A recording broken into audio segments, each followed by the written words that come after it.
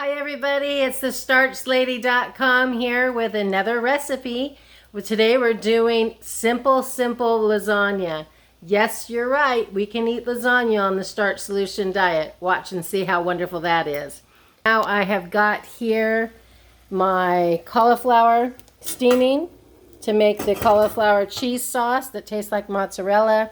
I've got some of the leftover rice and sweet potato burger recipe that we had left over from earlier this week, and I'm just kind of browning it, getting a little bit crispy, like a kind of like a burger texture, hamburger texture, even though we're not having any hamburger, just sweet potatoes and rice and vegetables. But you'll see the steam coming off here because we want the moisture to evaporate.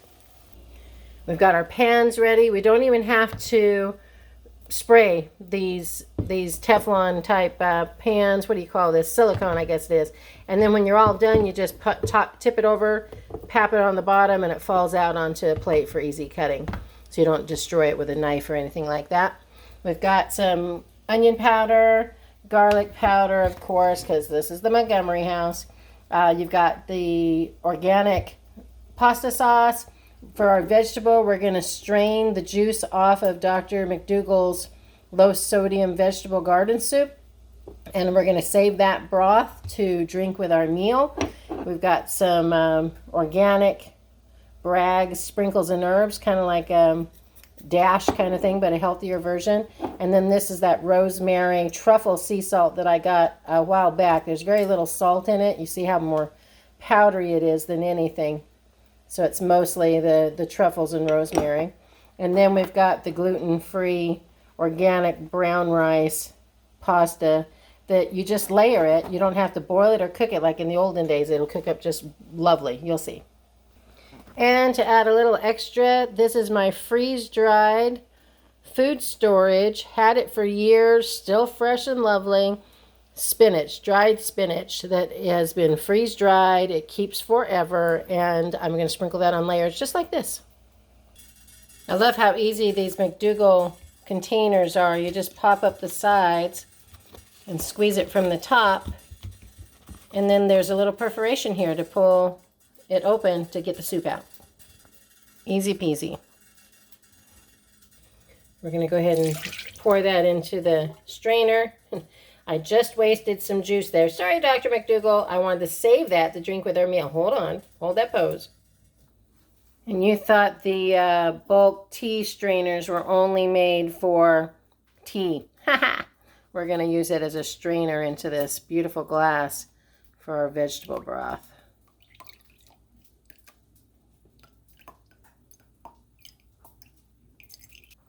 I'm going to use a little bit of our alkaline antioxidant water to rinse that out a little bit.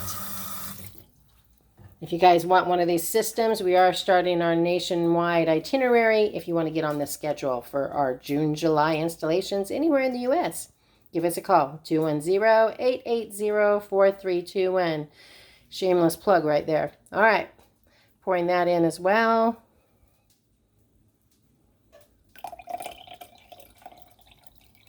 All right, getting all the goodies out of there. Box number 2. Looks like we'll get about 16 ounces of juice out of the 2 containers.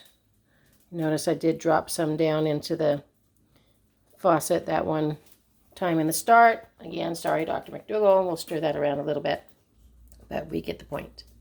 Doesn't that look delicious? It may not make it to dinner. Some people sip wine. I sip Dr. McDougall juice. We're going to move on to the cheese sauce now. And for those of you that have been on my channel for a while, you know that I love this sauce. And so you can watch the full video. I'm going to kind of speed things up here, but there's another video that's called Mozzarella Cheese Like Sauce. So check that out, and we'll talk in a minute. If you haven't made my recipe for the cheese sauce, it's not my recipe, but one that I started using, You're going to want to make sure that you've got tapioca flour, also known as tapioca starch. You cannot use any other thickening or it will not have that mozzarella cheese stretchy consistency, I promise. I could have probably skipped this step. After blending the ingredients, we usually put it in a pan until it starts to thicken and stretch. But this is right after I put it in the pan, and look how thick it is already.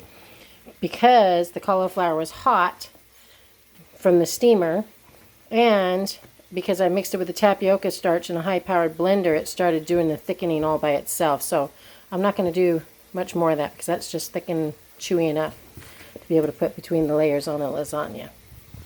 So we start our layering with a little bit of the sauce on the bottom. In fact, it's probably about a quarter cup of sauce here that we're going to spread on the bottom here. You're going to want the most sauce on the bottom, makes it easier for getting it out. It taps out real easy at that point. Okay. Now we're going to layer these gluten-free organic brown rice noodles, but I want you to notice the ingredients here. Organic brown rice flour, comma, water, period. That's it. End of story. That's what we mean by a whole grain pasta. One ingredient and water. Done. Now this pan is just a little bit long, so I'm going to put 2 noodles, and I'm going to start from front to back, and then the next day I'm going to go back to front so that it doesn't overlayer always just on that one side or the center there. Taking a scoop of Dr. McDougall's veggie soup, garden veggie soup. It's full of potatoes and spinach and peas and green beans and tomatoes, carrots. It's just amazing. And we're going to layer that back and forth here. We plunked in a couple of crumbles from the rice and sweet potato burger meat that we had left over. Now we're going to add some of the creamy cheese. Just kind of drizzle that through the lasagna. Following the noodle package recipe, I've preheated the oven to bake at 375. And then we're going to add another layer of the noodles, starting from back to front this time. I've added 3 more tablespoons the size scoops of the sauce to spread across the noodles, because it's the sauce that's going to get that noodle cooked. So you want to make sure that you have plenty, and 3 tablespoons or 3 scoops of the tablespoon size works great. I forgot to show the freeze-dried spinach that I sprinkle on the vegetables on that previous layer, or the 2 layers down. I'm on about my 3rd section layer now. We're pretty full. Get a little focus there. Sorry about that. And now we're going to pour the last of the sauce generously on top.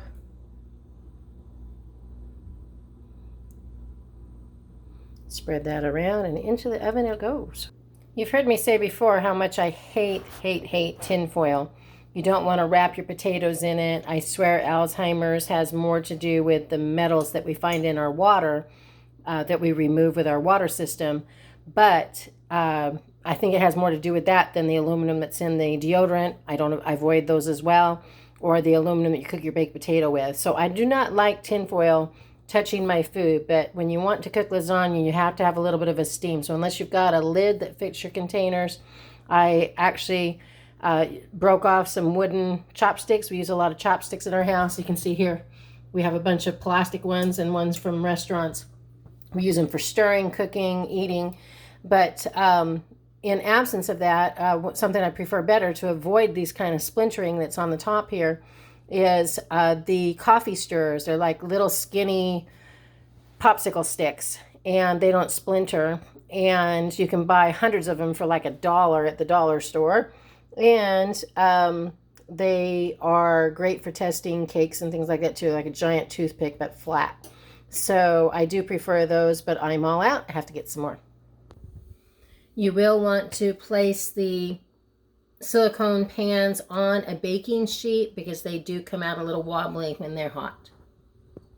We've got the stove at 375 for 50 minutes. Then we'll remove the tin foil for 10 minutes.